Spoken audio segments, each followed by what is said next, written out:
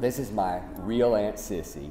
Many of you know her because you've been introduced to her on my Facebook page, but you also know her because she was the inspiration and is the inspiration for the character of Sissy Hickey, played by Beth Grant in my Sordid Lives movie and my Sordid Lives series. So what was I like as a young boy? Oh, baby, you's a pleasure. Now, that's my opinion. You was a pleasure to be around. You've seen my movie, right? Sordid Lives. Now, did you like the character of Sissy in it? Yeah. You did? You like how Beth portrayed you? Oh, yeah. Did you feel like that it was somewhat you? Did you see I some was of you? there. Lord, yeah, I seen a lot. Yeah. Okay. So you have been a. She apologized for playing ugly in that movie, and I told her she was a saint upside what I'd been in my lifetime. Well, I called you and I said, Aunt Sissy, I want you to be in my series. I don't remember. I said you could be in the church or you could be in the bar. Oh, I took the bar. You said I'm much more comfortable in a bar. That was a good day, though, remember? Yeah, sure was. Olivia Newton-John. That's right. I love her. I love her singing. You got a picture made with her, too. Yeah. Yeah.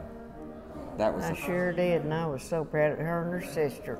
Rona. Yeah, I like her, too. Yeah. I often say I am not a writer, I am a thief, and we're going to prove that by talking to my Aunt Sissy. She will show you that I sometimes take from our family and from our lives and capitalize on it. And I love my Aunt Sissy. Thank you for doing this. We're in Waxahachie, Texas today, Sunday. Now, why aren't you in church over there? Why aren't you? Because I'm more comfortable in a bar, too. Do you go to church here at the rest home? No, I went once. Days are over? Church days are over? No, I don't say that, but I always loved to hear your daddy preach. Because he's the one preacher that I ever knew in my lifetime that lived up to how he preached. My dad was a good man. Yes, he was. Yeah. He didn't quite understand me, but he was a good man. I don't care. He still loved you. No, he did love me. The reason I think that I became a writer was when I was a kid, I would tell these big lies. Oh, yeah. But they were funny. But they were tales. They weren't like anything. And mentally just have a fit. You teached him how to lie. I said, it's not going to hurt him to have a good imagination. Come in one day and you said, oh, I'm just give out. I roped that old turkey in that mountain and rode him all the way home. You roped that turkey. I roped a turkey? That turkey. But you lied about stuff all the time, but you just made it up, and I think that's good. I think that's where a lot of your writing comes from. So maybe is your imagination. Well, that's what I think. I always say if I hadn't been encouraged to lie by you and that's right. Uncle Abbo, your brother. Oh, he loved to hear you. He would really get me to Jerry and Jan's daddy. Yeah, really get you to going. In the stories that you've seen me write about our family, are they really true? Most of them is. And I'm ashamed to say most of them are. Some of them is not, some of them he's made up. But he's made it up pretty close to what we really are. I kind of stretched the truth a little bit. Right. Yeah. But we are bad. I know. I know I'm bad. I don't know that we're bad. I just think we're you said it over lunch, I think we're colorful. We got a colorful family. We sure do. This is Bitsy May. This is my dog. And she loves you, doesn't she? Yes, she does. We take her. She knows a good person when she sees it. Yeah, she does. Look at, oh, she's licking you. Look at that. She wants my cigar. She wants a puff. Did you really shoot a goat? Yes, my darling, I did. And could you please tell the real story of how you shot that goat and why? these neighbors had a big old billy goat, and he come over to the house all the time, eating on Mama's roses. And she went out there one morning to run him off, and he butted her. I went back in the house and got my shotgun and shot him, and would you believe he walked across that yard and around that picket fence and went up on the next door neighbor's porch before he ever fell over. You didn't get a good shot. I said, I can't believe I missed that damn goat. Me with a shotgun. Mom said, I don't think you missed him, baby. So anyway, it was against the law, and I went ahead and called Johnny Wilson, told him to come on up there. I'd killed a goat and come do whatever he had to do. And he came and they looked at it, and he said, Sissy, I don't know, this goat looks like it's been hit by a car. I said, well, it could have. So they didn't arrest me. And what'd they do with the goat? I guess they hauled it off, because I sure didn't do nothing with it. Did y'all clean up the porch? No. You just left the blood? That's them people's. They oughtn't have had that goat over there. And you told, if I'm not mistaken, because sometimes I get confused what was told to me and what I've made up in my head. Me too. But is it true that that woman kind of suspected, though, and she stopped speaking to you for a while? Oh, yeah, for the longest. I'm sure if it'd been my goat, I'd have been mad too, but then they should have kept it tied up.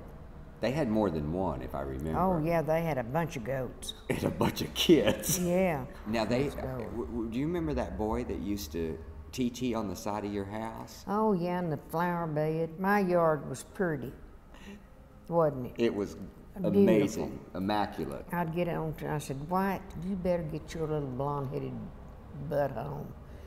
I said, you know I like to play in your yard. It's clean. Oh. I want to play in your yard. I said, well, if you play in it, it won't be clean long. They had a horse that had the mange out in the backyard. And I said, you know, you can catch that stuff off of them animals. You could catch mange? Yeah, he was eat up with it. I wouldn't touch one of them for nothing. Just the thought of it. We've both been through some divorces, you and me. Mm-hmm. How many? I've had been 4. I thought it was 5. Well, could be. See, I'm getting old timers and I forget what I want to. You don't have all the time. Yours No, is sharp. We went through this because last time we had lunch, we went through all the husbands, and I believe we figured out that 4th one that was missing. You didn't remember his name. I don't remember none of them now. Well, there was Sam. We've all liked Sam. Yeah, and then there was Sam. Then there was Sam died. Weeks. They're all dead. You outlived them all, I think. No, I don't think Tammy's grandpa's dead. That's Al. Mm-hmm. There was Al, and then there was Waylon. Yeah, but then I married a guy out in New Mexico, a neighbor's, before I married Waylon. So the neighbor, you don't remember his name? Mm-mm. Is he the one that you told me was a private investigator and got in trouble with the law? Mm-hmm. And went to jail? Yeah, that's him. So that's the one we... Get him out of here, because they may come back and question us some more. So there's 2. Then there was Waylon, who drove the bread truck. Right. He was a handsome. Oh, yeah, and I think your mama fell for him, too. You think he fell for Mama, or my mama fell for... Well, it was a pretty good... balance? Yeah. You don't think anything happened, though? No. She just enjoyed him coming by and making him coffee. And he'd bring us free bread all the time. Oh, I know it, and cakes. Yeah. That's why I think I got fat, because of your 3rd husband. You know, it's because your mama let you have it. I was a fat kid, wasn't I? Yes, she was. Okay, so then there was Sam, number 4. Okay. Okay, and then there was Ray Heathcott. Right. Then you kept his name. Oh, that's 5. That's 5. It sure is. Who did I forget? The second one, you can't remember his name. You got his last name last time we were here.